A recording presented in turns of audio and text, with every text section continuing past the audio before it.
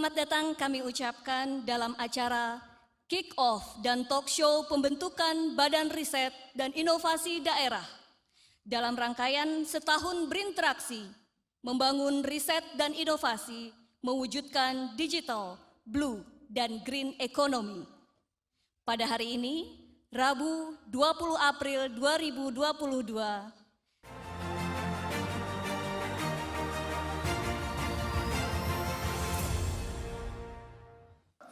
Bapak Ibu hadirin sekalian, perkenankan kami, Bapak Ibu Megawati, Bapak Menko PMK, dan Bapak Mendagri untuk melaporkan bahwa pembentukan BRIDA ini adalah amanat dari Undang-Undang 11 tahun 2019 tentang Sisnas Iptek, khususnya di pasal 48 yang kemudian diturunkan di pasal 66 Perpres 78 tahun 2021 tentang BRIN.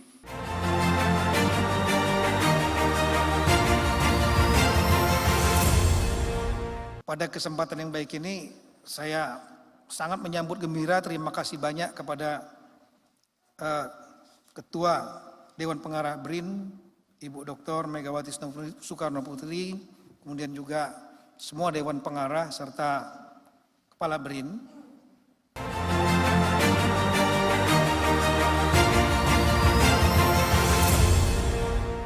Bapak Ibu sekalian yang berbahagia, apa ini perlu saya sampaikan? Ini kembali jawabannya adalah kepada pentingnya riset. Sebetulnya riset tidak hanya berkutat pada aspek-aspek ilmu pengetahuan murni, tetapi juga ilmu pengetahuan yang sifatnya praktikal atau terapan. Dengan hormat kami mengundang Ibu Profesor Dr. Honoris Causa Megawati Soekarno Putri untuk memberikan arahan sekaligus meresmikan pembentukan Badan Riset dan Inovasi Daerah BRIDA.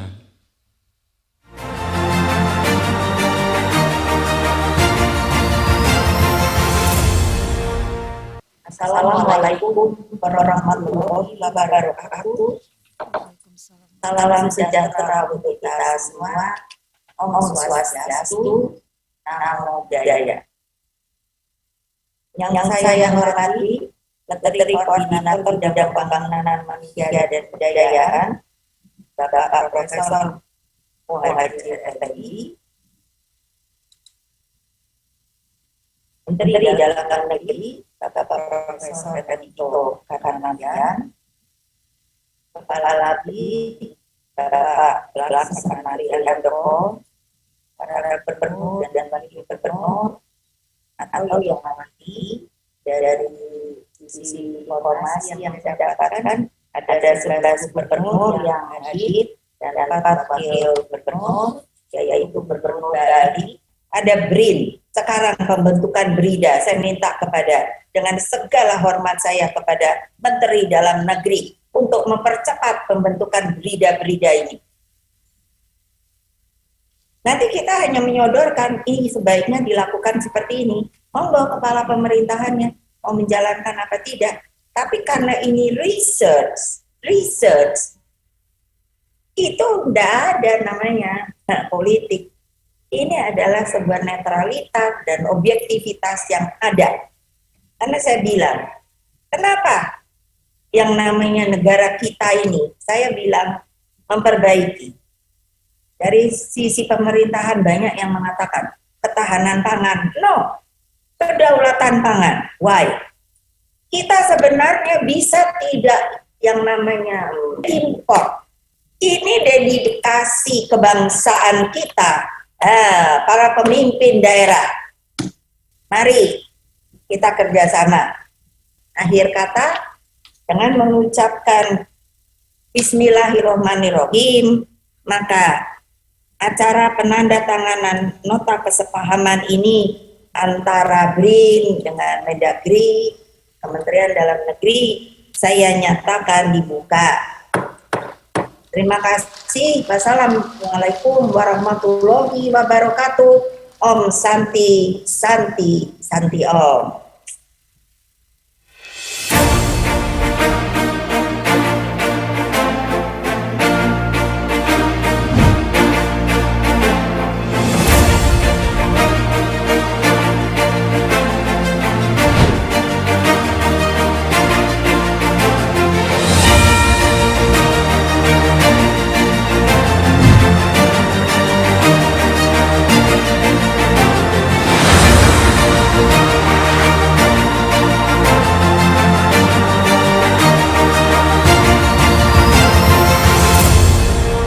Kami mohon Kepala BRIN, Menteri Dalam Negeri, dan Menko PMK berkenan tetap berada di depan untuk selanjutnya Kepala BRIN didampingi Menko PMK dan Mendagri memberikan apresiasi kepada Bapak Dr. Insinyur Wayan Koster, MM, Gubernur Bali.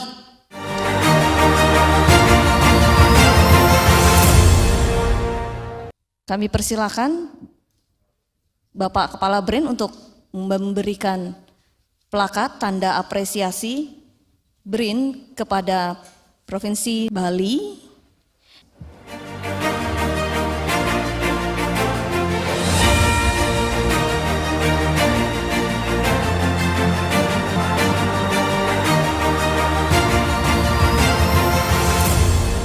Baik, Assalamualaikum warahmatullahi wabarakatuh.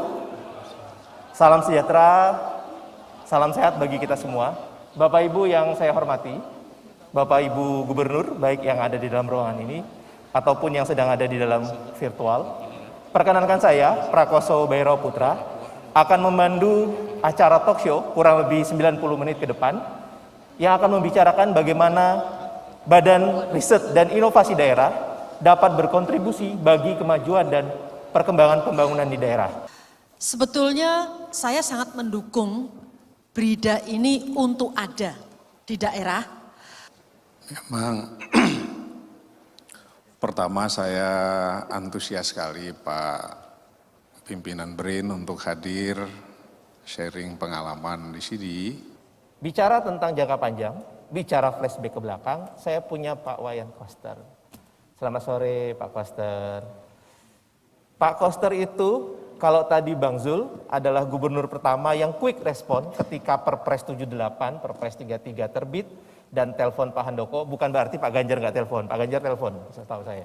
Telepon Pak Handoko langsung. Tapi Pak Koster sejak undang-undang tahun 2019 kemarin, Undang-Undang 11 tahun 2019 terbit, Provinsi Bali tercatat sebagai provinsi yang pertama yang mendirikan Badan Riset dan Inovasi Daerah. Tepuk tangan untuk Bali. Sebelum Perpres tentang BRIDA terbit. Jadi inovasi kebijakannya selangkah di depan. Bahkan ketika Perpres tentang BRIN yang di dalamnya ada BRIDA itu belum terbit, Pak Koster sudah bikin yang namanya Badan Riset dan Inovasi Daerah. Nanti tolong diceritakan. Tapi yang paling penting adalah gini Pak Koster. Selama jangka waktu dari tahun 2019 hingga hari ini, gitu ya, seperti apa sih kontribusinya teman-teman yang ada di dalam BRIDA yang Bapak sebut sebagai BARI tadi, itu berkontribusi bagi pengambilan keputusan ataupun peningkatan daya saing yang ada di Provinsi Bali. Silakan Pak Koster. Terima kasih Mas. Yang pertama saya perlu menyampaikan bahwa Badan Riset dan Inovasi Daerah di pemerintah Provinsi Bali itu saya bentuk pada tahun 2019 melalui Peraturan Daerah Nomor 7 Tahun 2019. Jadi sudah merupakan perangkat daerah yang berdiri sendiri. Hanya pengisian jabatannya karena saya tidak ingin menonjolkan kepala dinas yang ada, maka pengisiannya terpaksa menunggu kepala dinas yang pensiun. Sehingga tidak mengorbankan jabatan. Karena kebetulan waktu saya masuk menjadi gubernur dilantik 5 September 2018, semula ada 49 perangkat daerah, saya ciutkan menjadi 38 perangkat daerah, jadi berkurang 11. Tapi 38 itu sebenarnya berkurang menjadi 37. Yang nambah satu ini adalah Badan Riset dan Inovasi Daerah. Singkatannya bukan BRIDA karena saya waktu itu belum dapat arahan dari pusat. Kami singkat dengan BARI, Badan Riset dan Inovasi Daerah Bali, BARI. Nah tugasnya ada pembidangan, ada 4 bidang dan 1 sekretaris. Jadi ada 5 eselon 3. Kepala BARI-nya itu sendiri itu eselon 2. Tugas utamanya adalah melakukan riset mengenai kebijakan pembangunan daerah Bali. Kenapa saya perlu ini? Karena Bali itu wilayahnya kecil, resortnya sangat terbatas. Tapi Bali harus survive secara berkesinambungan untuk bisa memenuhi kebutuhan warganya, terutama kebutuhan yang berkaitan dengan kebutuhan dasar seperti pangan. Saya mendapat arahan dari Ibu Megawati Soekarno Putri ke Presiden kelima Republik Indonesia agar Bali ini berdaulat di bidang pangan. Itulah sebabnya saya melakukan research tentang pangan ini dari hulu sampai hilir. Jadi Bali memiliki sumber daya pangan yang sangat unggul, seperti beras Bali, kemudian juga jagung, umbi-umbian, kemudian buah-buahan, sayur-sayuran, itu yang sangat unggul. Tapi di antara itu, dengan jumlah yang ada, kami harus meningkatkan produktivitasnya, kualitasnya untuk bisa memenuhi kebutuhan warga Bali dengan sumber daya yang ada di Provinsi Bali. Tidak saja itu, kami perlu riset untuk meningkatkan kualitas agar pangannya itu tidak saja berkualitas bahkan, tapi juga sehat. Jadi kami inginkan ke depan itu adalah pangan yang berkualitas dan sehat. Itu yang kami lakukan. Sekarang ini kami sudah punya neraca pangan, itu kami hanya defisit bawang putih. Yang lain dari bawang putih kami surplus, sudah bisa dipenuhi dari produktivitas pertanian yang ada di Bali. Tapi juga akibat dinamika pembangunan, ada juga sumber pangan kami yang punah. Di antaranya adalah jeruk Bali yang sangat terkenal dulu. Saya masih kecil, jeruk Bali itu sangat terkenal. Tahun 84 terkena virus CPPD. Amruk semua jeruk Bali ini dan sampai sekarang belum bisa dipulihkan. Sekarang kami bekerja sama dengan Udayana dan lembaga riset yang lain untuk meneliti agar jeruk Bali ini bisa dikembalikan. Apakah ini tanahnya yang sudah rusak kena virus atau karena sebab-sebab yang lainnya? Kalau bibit saya kira itu bisa dibangun kembali. Nah tujuannya kami adalah di Bali harus mencapai daulat pangan dan kami pastikan itu bisa dilakukan. Yang kedua adalah selain melakukan riset di bidang pangan dari hulu sampai ke hilir, itu adalah juga perlunya mengelola kekayaan intelektual yang menjadi produk masyarakat Bali di bidang budaya maupun juga yang berkaitan dengan pertanian, kesehatan dan kelautan. Jadi kami meletakkan tupoksi pengelolaan kekayaan intelektual ini di Badan Riset dan Inovasi Daerah. Sejak saya dilantik menjadi gubernur pada tahun 2018 dan dibentuk Badan Riset dan Inovasi Daerahnya tahun 2019, sampai sekarang sudah dihasilkan 197 kekayaan intelektual yang merupakan produk budaya dan juga indikasi geografis yang berkaitan dengan indikasi geografis untuk wilayah kopi, garam, dan juga hasil perkebunan yang lainnya. Dan kami akan terus meningkatkan ini karena ini dapat meningkatkan nilai ekonomi bagi hasil pertanian yang digeluti oleh masyarakat Bali dan juga produk-produk seni dan budaya yang dihasilkan oleh para perajin masyarakat Bali. Nah, dengan adanya riset dan inovasi daerah ini, kami juga bisa melakukan research pada saat pandemi ini terjadi. Sejak 10 Maret tahun 2020 di Provinsi Bali, kami melakukan inovasi untuk penanganan COVID-19. Dan kami menemukan satu cara dalam penanganan COVID ini dalam waktu singkat risetnya oleh seorang peneliti dari Udayana, sehingga kami bisa menangani pandemi COVID-19 lebih efektif, lebih efisien, dan bisa lebih cepat.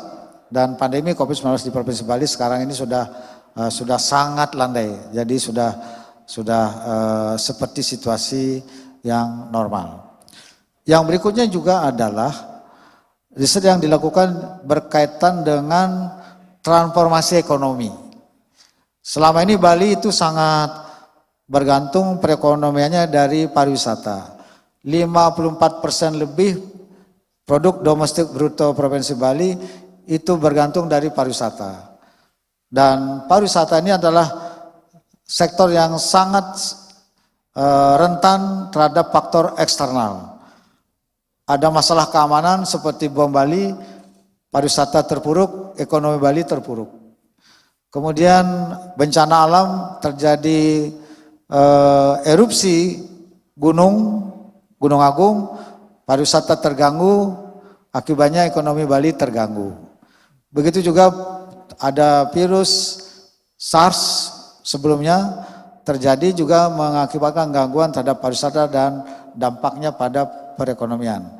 Dan sekarang tertimpa oleh virus COVID-19 yang melanda semua negara di dunia, akibatnya pariwisata di Bali itu stuck. Sehingga perekonomian Bali itu mengalami kontraksi tahun 2020 minus 9,31%. Paling dalam di Indonesia. Itulah sebabnya kami sekarang sudah harus memikirkan strategi baru, pendekatan baru dengan melakukan transformasi ekonomi untuk menyeimbangkan struktur dan fundamental perekonomian Bali agar menjadi lebih sustainable, ekonomi yang juga ramah lingkungan, berkualitas, bernilai tambah, tangguh dan berkelanjutan. Ini sedang kami lakukan, sudah dibentuk satu sistem transformasi ekonomi yang dinamakan dengan Ekonomi Kerti Bali yang dilakukan risetnya oleh Badan Riset Inovasi Daerah bersama Bappenas. Transformasi ekonomi yang kami lakukan itu adalah dinamakan dengan Ekonomi Kerti Bali yang meliputi 11 prinsip dengan mengutamakan pemberdayaan sumber daya lokal. Jadi arah kami ke depan adalah mengurangi ketergantungan sumber daya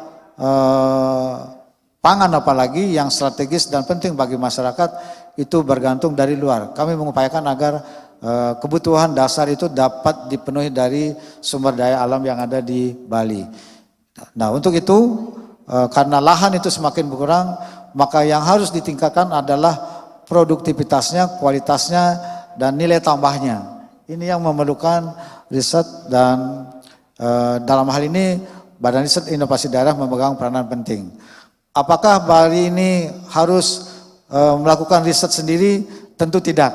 Dalam jangka pendek ini kami berkolaborasi, bersinergi dan bekerja sama dengan perguruan tinggi yang ada di Bali untuk melakukan riset secara bersama-sama dan sekaligus mengarahkan agar riset perguruan tinggi yang ada di Bali ini secara nyata dapat mendukung pembangunan daerah, meningkatkan kualitas kebijakan di daerah, serta hasil risetnya itu memberi manfaat bagi kesejahteraan masyarakat. Tidak riset yang hasilnya masuk laci, ditaruh di meja, dan tidak ada hasil apa-apa. Kami menginginkan agar riset itu betul-betul memberi manfaat bagi upaya peningkatan kualitas kebijakan dan memberi manfaat bagi pembangunan dan peningkatan kesejahteraan masyarakat. Sehingga kami tidak mulai dari nol. Nah, semua tenaga yang ada di Badan Riset Inovasi Daerah ini kami jadikan sebagai tenaga fungsional yang berlatar belakang dengan penelitiannya dan bisa berkolaborasi dengan para perguruan tinggi, termasuk juga bekerjasama dengan lembaga riset lain serta dunia usaha dan industri. Ini sedang berjalan dan kami terus memacu ini agar peran Badan Riset dan Inovasi Daerah ini berjalan secara lebih cepat ke depan. Nah, karena sekarang ada Perpres, tentu kami akan menyesuaikan dengan namanya. Nama terutama singkatannya, kalau nama generiknya secara umum Badan Riset dan Inovasi Daerah sudah sama. Hanya singkatan kami BARI, dalam Perpres singkatannya adalah BRIDA. Kami akan menyesuaikan BRIDA, sekaligus juga mungkin tupoksinya harus menyesuaikan dengan Perpres 78 tahun 2021. Jadi itulah yang kami dapat sampaikan, dan tentu dengan lembaga yang kami miliki diharapkan juga akan saling bersinergi antara BRIN dengan BRIDA yang ada di daerah, sekaligus juga agar riset itu menjadi lebih sesuai dengan kebutuhan daerah serta dapat memberdayakan anggaran secara lebih efektif dan efisien. Terima kasih kepada Bapak Kepala BRIN yang telah mengundang kami dalam pertemuan ini, sehingga menambah luas wawasan kami dan untuk meningkatkan kinerja kami di Provinsi Bali. Saya kira itu. Terima kasih. Om Santi Santi Santi Om. Wassalamualaikum warahmatullahi wabarakatuh. Waalaikumsalam warahmatullahi wabarakatuh. Terima kasih Pak Koster. Sebenarnya ketika BRIDA ingin diciptakan atau mesti dibentuk di daerah, pengalaman di lapangan sudah berjalan. Berangkat dari sumber daya alam di Papua Barat yang sesungguhnya jika dimanfaatkan secara benar dan tepat, itu kita yakini akan mampu menggerakkan juga ekonomi rumah tangga itu. Saya saja selaku gubernur baru beberapa hari yang lalu mengikuti masalah ini. Padahal saya punya kepala Balitbang sudah berkomunikasi.